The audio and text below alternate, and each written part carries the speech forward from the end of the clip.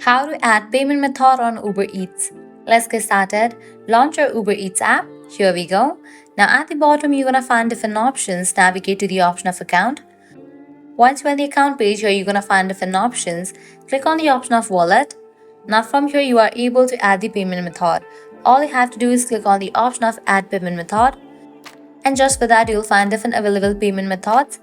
Go ahead and select the one of your choice and then provide the details. For this video, I have selected debit card.